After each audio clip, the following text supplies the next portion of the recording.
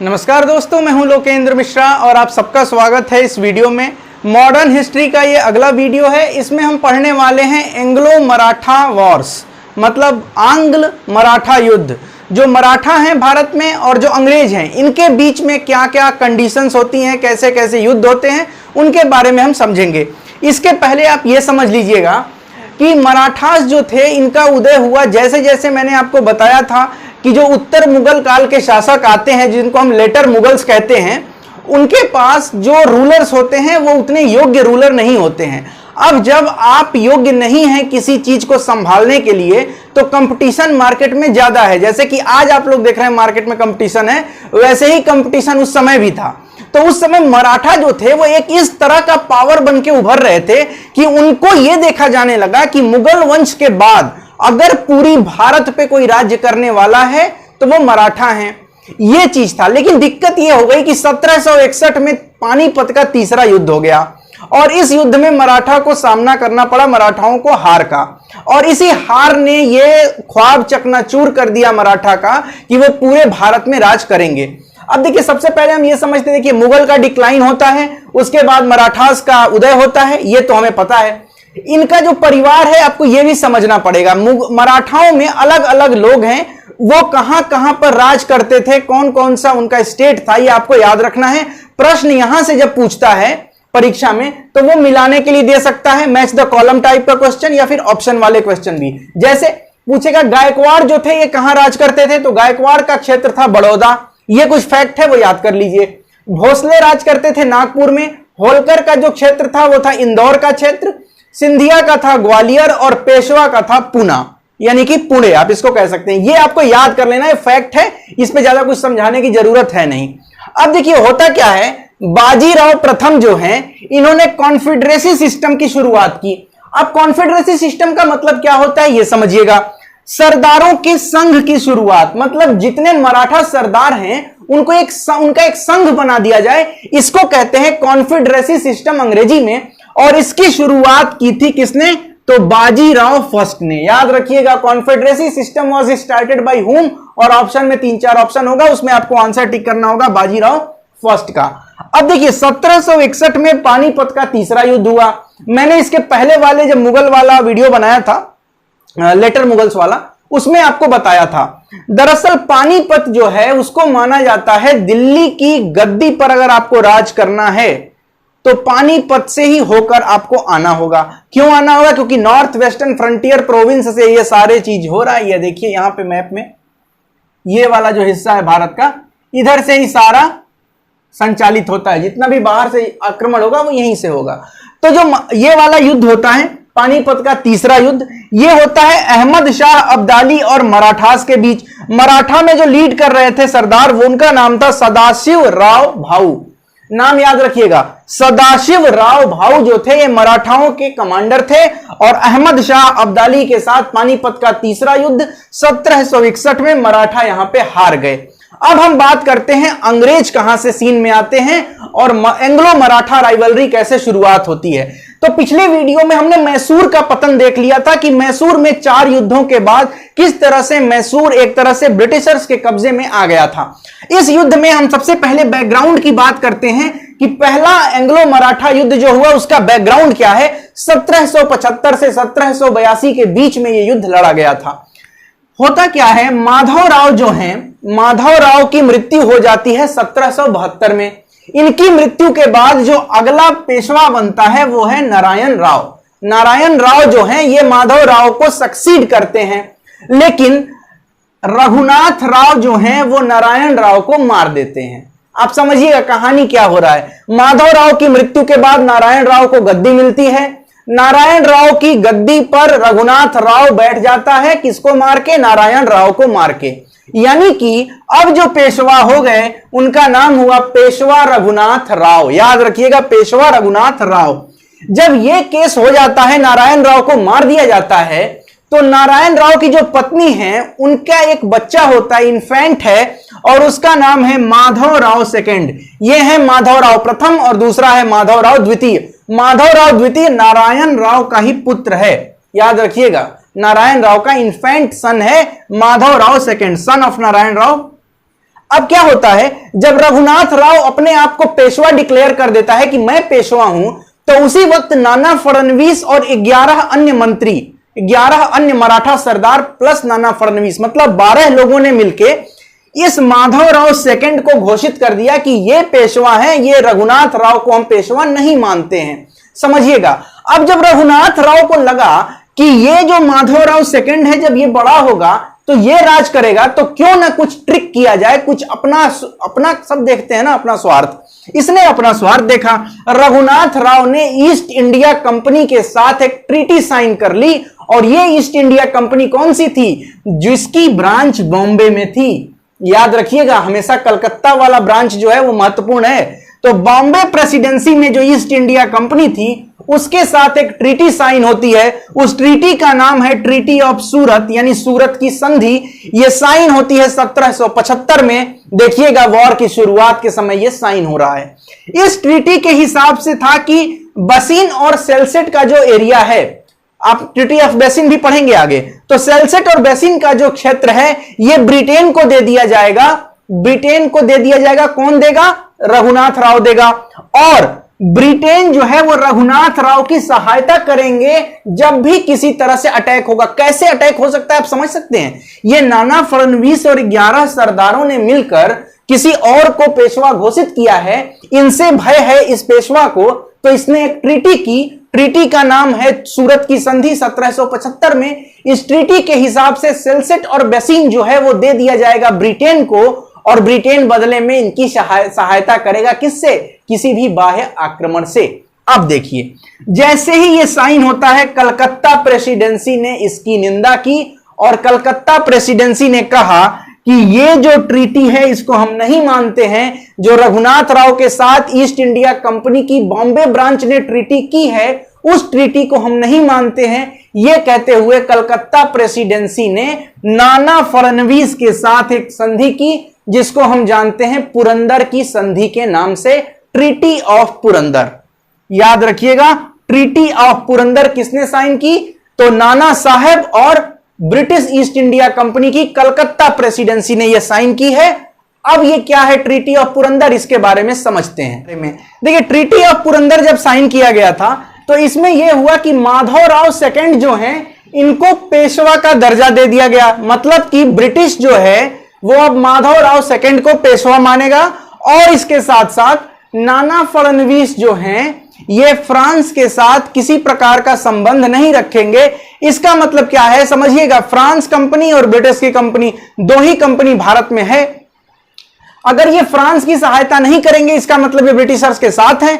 तो फ्रांस को भगाने में ब्रिटिशर्स ने यह फायदा ले लिया कि नाना हेल्प नहीं करेंगे। लेकिन नाना फडणवीस ने 1777 में, यानी कि इस ट्रीटी के ठीक 2 साल के बाद, फ्रांस को एक पोर्ट दे दिया। जब वो फ्रांस को एक पोर्ट देते हैं, तो इससे ब्रिटिशर्स जो हैं वो क्या हो जाएंगे? गुस्सा हो जाएंगे, और उन्होंने एक युद्ध छेड़ दिया था। वही युद्ध है जिसके बारे में हमने बात की, फर्स्ट एंग्लो वॉर, प्रथम एंग्लो मराठा वॉर, ये था। अब इसमें देखिए क्या हुआ, वडगांव के पास एक युद्ध हुआ। वडगांव के पास जो ये युद्ध होता है, ये ब्रिटिशर्स और सिंधिया के बीच में हुआ। आप समझिएगा, मराठा में अलग अलग पार्टीज हैं, जैसे कि सिंधिया हो गया, होलकर हो गया, ये सारे लोग हैं। तो एक एक करके सबको हराना है, तब तो पूरे मराठा को हराएंगे। तो वडगांव में ब्रिटिशर्स और सिंधिया के बीच में होता है युद्ध। और इसमें क्या होगा, इसमें होता है वडगांव की संधि होती है। इस संधि में समझिए क्या हुआ, शुरुआती समय में इस वॉर में क्या हुआ था कि मराठाओं को जीत मिल गई। मराठाओं को जब जीत मिली तो वडगांव की संधि साइन हुई। वडगांव की संधि में क्या था कि जितने भी मराठा क्षेत्र हैं जो अभी तक ब्रिटेन ने अपने कब्जे में लिया है, 1775 तक मराठाओं की जितनी जमीन, जितना क्षेत्र कब्जे में था ब्रिटेन के, वो सब मराठाओं को लौटा दिया जाएगा। 1775 तक जितना था, ये जो था, इसमें देखा है ना आपने कि लेटर मराठास डिफीटेड। बाद में क्या हुआ कि मराठा जो है वो हार गए। शुरुआत में इनको जीत मिलती है, वडगांव की संधि होती है। वडगांव की संधि के तहत ब्रिटिशर्स ने इनका जितना भी हिस्सा जमीन का कब्जा किया था वो सब इनको वापस कर दिया। लेकिन लास्ट में एक गलती हो जाती है। गलती ये होती है कि मराठा अंत में हार जाते हैं इस युद्ध में। शुरुआत में विजय मिली, फिर हार गए। जब ये हारते हैं तो जो हारा है वो कमजोर है और उसको क्या होगा, उसको ह्यूमिलेशन झेलना पड़ेगा। अब वही होता है, सलबाई की संधि साइन होती है। और ये सलबाई की संधि दोस्तों, इसको आप याद रखिएगा, ये संधि पूरे इतिहास में अत्यंत महत्वपूर्ण संधि है। क्यों? क्योंकि मैसूर पर जो ब्रिटिशर्स का कब्जा होता है, कहीं ना कहीं इस संधि का उसमें हाथ है। हाथ इस तरीके से है कि 1782 में यह संधि साइन की गई और अंग्रेजों ने कहा कि इस संधि के तहत माधवराव सेकंड को हम पेशवा मान लेते हैं। माधवराव सेकंड जो हैं, इनको हम मान लेते हैं कि ये पेशवा हैं और सेल्सिट और बेसिन का जो क्षेत्र था वो ब्रिटिशर्स के कब्जे में ही रहेगा। पेशवा जो है वो किसी भी यूरोपियन नेशन को सपोर्ट नहीं करेगा। न तो ये पुर्तगालियों के साथ जाएंगे, न डच के साथ जाएंगे, न फ्रांस के साथ जाएंगे। किसी तरह का हेल्प आपको उनको नहीं करना है। मराठा इसके लिए तैयार हो गए और साथ ही साथ 20 साल तक मराठा और अंग्रेजों में कोई युद्ध देखने को नहीं मिलेगा, क्योंकि सलबाई की संधि में यह एक शर्त थी कि अगर कभी युद्ध हुआ किसी अन्य क्षेत्रीय राजाओं से तो मराठा ब्रिटिशर्स की सहायता करेंगे, उनके खिलाफ नहीं जाएंगे। और याद करिए, मैसूर की संधि के समय में भी मैसूर के युद्ध के समय में भी मैंने ये बात आपको बताई थी। अब हम बात करते हैं, इस तरह से सलबाई की संधि के साथ 1782 में एंग्लो मराठा वार समाप्त हो गया। अब हम बात करते हैं सेकेंड एंग्लो मराठा वार। अगले 20 साल तक शांति रहनी है। 1782 से 20 साल जोड़ लीजिए, 10 साल 92 और 1802। ठीक 20 साल के बाद 1803 में फिर से एक युद्ध शुरू हो जाता है। जैसे ही ट्रीटी ऑफ सलबाई की समय सीमा समाप्त होती है, सेकेंड एंग्लो मराठा वार 1803 से 1805 के बीच में शुरू हो जाता है। बात करते हैं कि इसमें क्या हुआ था। इसमें बैकग्राउंड यह था कि सब्सिडरी अलायंस आ गई थी और मराठा के जितने भी सरदार थे सबने एक साथ कह दिया कि हम सब्सिडरी अलायंस साइन नहीं करेंगे। सब्सिडरी अलायंस मानने से मना कर दिया था। इसका मतलब अब इनको युद्ध झेलना है। युद्ध में क्या होता है, पेशवा बाजीराव, देखिए बैकग्राउंड समझिएगा। पेशवा बाजीराव जो है, ये आप याद रखिए, सेकंड है। पेशवा बाजीराव सेकंड ने जसवंत राव होलकर के भाई को मार दिया। जसवंत राव होलकर, होलकर मतलब कहां, इंदौर के शासक। इंदौर के शासक के भाई को पेशवा बाजीराव सेकंड ने मार दिया। इसके मारने के बाद से अब देखिए क्या होता है, फिर से एक वॉर छिड़ जाती है। किसके किसके बीच में? जसवंत राव एक युद्ध छेड़ देता है। पेशवा बाजीराव सेकंड और सिंधिया एक साथ हो गए। पेशवा बाजीराव सेकंड और सिंधिया एक साथ हैं। जसवंत राव दूसरी साइड खड़ा है। दोनों के बीच में युद्ध हो रहा है और इस युद्ध के बाद बाजीराव सेकंड को मैदान छोड़ के भागना पड़ा और बेसिन की संधि साइन होती है 1802 में बाजीराव सेकंड और ब्रिटिश कंपनी के बीच में। चूंकि ये चले गए, अब इनको किसी ना किसी की हेल्प चाहिए, तो ये ब्रिटिशर्स के साथ 1802 में बेसिन की संधि साइन कर लेते हैं। अब बात कर लें इस संधि में क्या हुआ। संधि में हुआ कि कंपनी अपनी इन्फेंट्री पेशवा बाजीराव को दे देगी ताकि उनको कोई दिक्कत ना हो आगे कभी युद्ध हो तो पेशवा बाजीराव साहब को मिल गई इन्फेंट्री। किसकी इन्फेंट्री? कंपनी की। 26 लाख रुपए पेशवा बाजीराव साहब देंगे कंपनी को। क्यों? क्योंकि वॉर हुआ है, वॉर तुम्हारे वजह से, वॉर डैमेज के रूप में। ये वो लोग हमेशा लेते थे, ब्रिटेन वाले। सूरत का जो क्षेत्र है वो कंपनी को दे दिया जाएगा और हैदराबाद के निजाम के जो डोमिनियन मराठास के कब्जे में हैं, वो वहां से जो चौथ इकट्ठा हो रहा है, chauth is a type of tax, ये जो टैक्स इकट्ठा हो रहा है, ये टैक्स कौन लेगा? ब्रिटिश कंपनी लेगी। अब देखिएगा, चूंकि मैंने बताया कि मराठास में अलग अलग क्लैंस हैं, अलग अलग पार्टी है, तो सबको हराना है, तो सबको हराते हैं धीरे धीरे सेकेंड एंग्लो वॉर में और सबसे संधि करते जाती है ब्रिटिश कंपनी। भोसले को हराया और देवगांव की संधि की 1802 में। सिंधिया को हराया तो सुरजी अंजन गांव की संधि की। होलकर को हराया तो राजपुर घाट की संधि की। तो सबसे धीरे धीरे संधि करके इस तरह से सेकेंड एंग्लो मराठा वार जो है वो बेसिन की संधि के साथ समाप्त हो जा। बेसिन की संधि नहीं कहेंगे, बेसिन की संधि के बाद तो ये सारी संधियां भी हुई, तो इन सब के बाद से वो समाप्त हो जाता है। अब हम बात करेंगे थर्ड एंग्लो मराठा वार। तो अब हम बात करते हैं थर्ड एंग्लो मराठा वॉर के बारे में। तृतीय आंग्ल मराठा युद्ध 1817 से 19 के बीच में यह चला था। इसके पहले आपने देखा था सेकेंड एंग्लो वॉर, तो सब मराठाओं के साथ एक संधि हो गई थी और धीरे धीरे सब्सिडरी अलायंस वाली जो प्रोसेस थी वो लगभग सब्सिडरी अलायंस इन लोगों ने मान लिया। अब सब्सिडरी अलायंस मानने का मतलब है कि आपके एरिया में आपकी सेना नहीं रहेगी, बल्कि ब्रिटेन की सेना आपके राज में रहेगी। अब ब्रिटेन की सेना अगर आपके राज में रहेगी तो आपके जो सैनिक हैं वो कहां जाएंगे, वो तो बेरोजगार हो जाएंगे। तो ऐसे ही एक सैनिक ग्रुप था इनका जिसको कहते थे पिंडारी।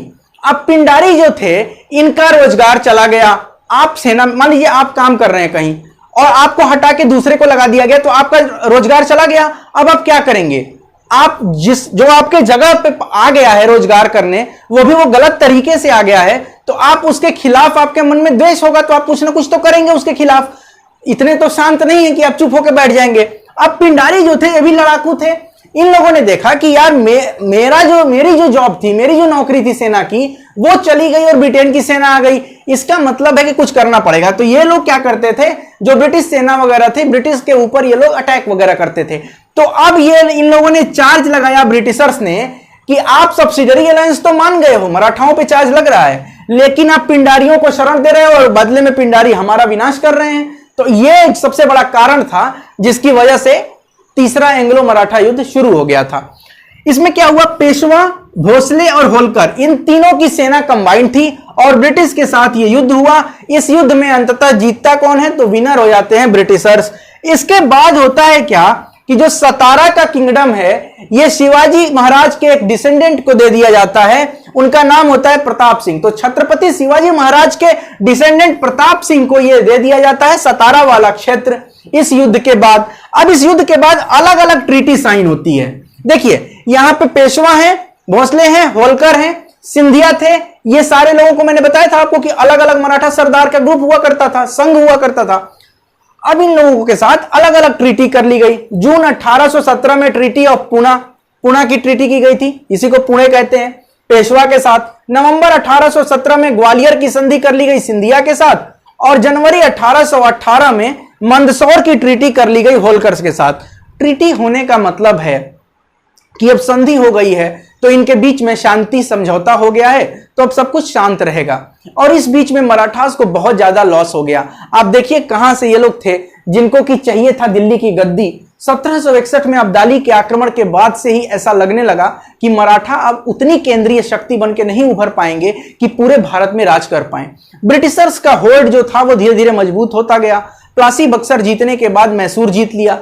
मैसूर जीतने के बाद इनके पास अब क्या था, काफी सारा इलाका था जहां से ये टैक्स वसूल करते थे। सेकेंड एंग्लो वॉर के बाद हमने देखा कि हैदराबाद के निजाम का जो डोमिनियन था वहां का टैक्स भी इनके कब्जे में आ गया।